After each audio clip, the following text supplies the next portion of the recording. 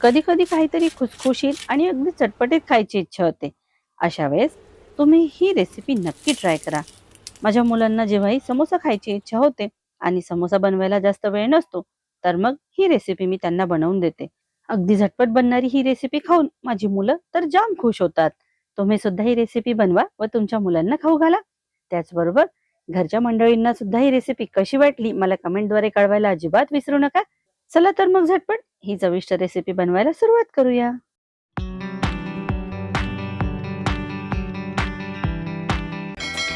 हा नाश्ता बनविण्याकरिता मी इथे 300 ग्रॅम बटाटे घेतलेले आहेत. बटाटे उकळून त्याची साल काढून ठेवलेली आहे. त्याचबरोबर काही बेसिक मसाले सुद्धा घेतलेले आहेत. या मसाल्यांमध्ये 1 चमचा लाल मिरचीची पूड घेतलेली आहे, अर्धा चमचा हळद घेतलेली आहे, पाव चमचा गरम मसाला घेतलेला आहे, अर्धा चमचा काळं मीठ घेतलेला आहे, 1 चमचा साधं मीठ घेतलेला आहे, अर्धा चमचा सोप घेतलेली आहे, 1 चमचा साखर मी घेतलेली आहे. याचबरोबर अर्ध लिंबू घेतलेला आहे. लिंबाऐवजी तुम्ही आमचूर पावडर सुद्धा वापरू शकता. 2 मोठे चमचे तांदळाचं पीठ घेतलेलं आहे. तांदळाच्या पिठाऐवजी तुम्ही कॉर्नफ्लोअरचा वापर सुद्धा करू शकता. 2 मोठे चमचे चणा डाळीचं पीठ घेतलेलं आहे. आता हे उकडलेले बटाटे आपण एका बाउलमध्ये घेऊन याला छान मॅश करून घेऊया. तुम्ही याला किसून सुद्धा घेऊ शकता. बघा बटाटे छान मॅश झालेले आहेत. यामध्ये सर्व मसाले आता मी घालणार आहे. सर्व मसाले यामध्ये घालून झाल्यानंतर आता आपण यावर लिंबाचा रस पिळूया. त्यानंतर तांदळाचं पीठ व चणा डाळीचं पीठ घालू. आता यामध्ये थोडीशी बारीक चिरलेली कोथिंबीर घालू आणि सर्व जिन्नस व्यवस्थित मिक्स करून घेऊ. आता सर्व जिन्नस व्यवस्थित मिक्स झालेले आहेत. आता यावर झाकण ठेवून आपण याला बाजूला ठेवून देऊ व वळूया पुढील कृतीकडे. मी इथे 300 ग्रॅम मैदा घेतलेला आहे. मैदा एका ताटात आपण काढून घेऊ. मैद्याऐवजी तुम्ही कणकेचा वापर सुद्धा करू शकता. यामध्ये पाव चमचा मीठ घालूया. अर्धा चमचा ओवा आपल्याला घालायचा आहे.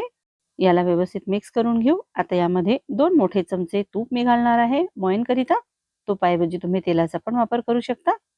आता हे तूप या मैद्यामध्ये व्यवस्थित मिक्स करून घ्यायचं आहे आपल्याला. आपण याची मूठ बांधताच अशी ही मूठ बांधल्या गेली पाहिजे. तेव्हा समजायचं की आपलं हे मोयन अगदी व्यवस्थित झालेलं आहे.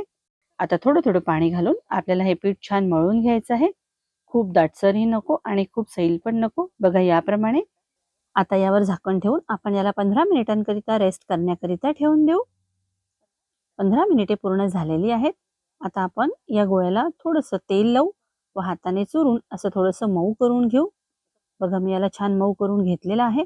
आता सुरीच्या मदतीने याचे समान 2 भाग कापून घेऊ. आता यातील एक भाग हातावर घेऊन असं याला थोडंसं फ्लॅट करून घ्यायचं आहे आपल्याला. याची आपल्याला एक मोठी पोळी लाटायची आहे. पोळपाटावर ही पोळी लाटणं शक्य होणार नाही.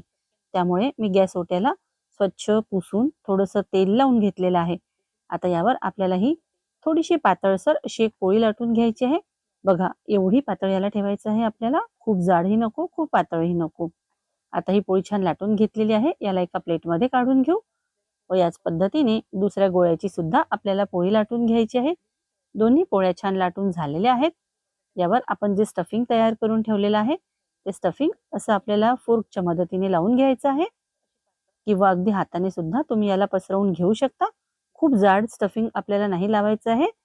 थोडंसं पातळसरच असं पसरवून घ्यायचं आहे. बघा आता सर्व पोळीवर मी स्टफिंग छान पसरवून घेतलेलं आहे. यावर आता दुसरी पोळी आपल्याला घालायची आहे. हाताने थोडंसं थापून घ्यायचं आहे जेणेकरून पोळी यावर घट्ट बसेल व आता लाटण्याने सुद्धा याला थोडंसं आपण लाटून घेऊ. बघा मी याला व्यवस्थित लाटून घेतलेला आहे. आता याच्या कडा कापून याला चौकोनी आकार मी देऊन देणार आहे. आता याला मध्ये सुद्धा आपल्याला असे चौकोनी चौकोनी काप याचे करून घ्यायचे. अगदी शंकरपाळ्याप्रमाणे याचे असे चौकोनी काप आपल्याला करायचे आहेत.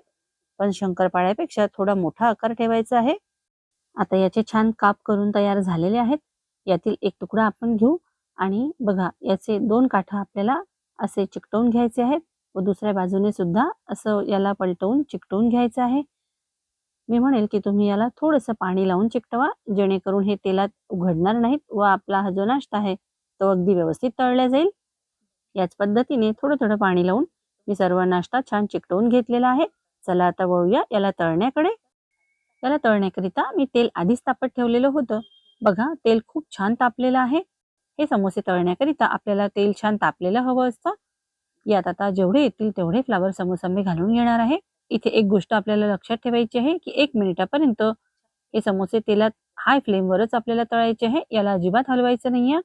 1 मिनिटानंतर गॅसची फ्लेम आपल्याला मीडियम ठेवायची आहे आणि आलटून पालटून हे सर्व समोसे छान सोनेरी रंग येईपर्यंत आपल्याला तळून घ्यायचे आहेत. बघा, अगदी 4 ते 5 मिनिटातच हे समोसे खूप छान तळले गेलेले आहेत. यांचा रंग अगदी सोनेरी आलेला आहे आणि हे समोसे खूप खुसखुशीत दिसत आहेत. याच वेळी आपल्याला याला काढून घ्यायचं आहे. आता आपल्याला याच तेलात दुसरी बॅच सुद्धा तळून घ्यायची आहे. तुम्हाला ही रेसिपी आवडली असेल तर व्हिडिओला लाईक करा. बघा, अगदी झटपट सेकंड बॅचचे समोसे सुद्धा तळून झालेले आहेत. आता आपण याच तेलामध्ये 4 ते 5 हिरव्या मिरच्या तळून घेणार आहोत. हिरव्या मिरच्या स्वच्छ धुवून मध्ये असे काप लावून मी या तेलात घातलेले आहेत. अगदी 1 मिनिटात या मिरच्या तळून होतात. बघा, हिरव्या मिरच्या सुद्धा छान तळून झालेल्या आहेत. या हिरव्या मिरच्या आता या फ्लावर समोस्यावर आपण घालू. अप्रतिम चवीचा फ्लावर समोसा बनून तयार झालेला आहे. मी याला लाल चटणी व हिरव्या मिरच्यांबरोबर सर्व केलेला आहे. तुम्ही बघू शकता किती खुसखुशीत हे समोसे बनलेले आहेत. घरी लहान मुलं असो किंवा मोठ्यांना सुद्धा हा नाश्ता खूपच आवडेल. तुम्ही एकदा याला नक्की ट्राय करून बघा. घरी जर छोटी मोठी पार्टी असेल किंवा टी टाइम स्नॅक्स म्हणून सुद्धा तुम्ही याला बनवू शकता. खूपच चविष्ट हा लागतो. तुम्ही हा फ्लावर समोसा एकदा नक्की करून बघा व तुम्हाला ही रेसिपी कशी वाटली मला कमेंट्सद्वारे कळवायला अजिबात विसरू नका. तुम्हाला जर आजची ही रेसिपी आवडली असेल तर व्हिडिओला लाईक करा व चॅनलला सबस्क्राईब करा. तसेच तुमच्या मित्रमंडळींबरोबर या चविष्ट रेसिपीला नक्की शेअर करा. व्हिडिओ पूर्ण बघण्याकरिता आपल्या सर्वांचे धन्यवाद. पुन्हा भेटूया एका नवीन व्हिडिओमध्ये एका नवीन रेसिपीसह. तोपर्यंत स्वस्थ रहा, मस्त रहा आणि आपली काळजी घ्या.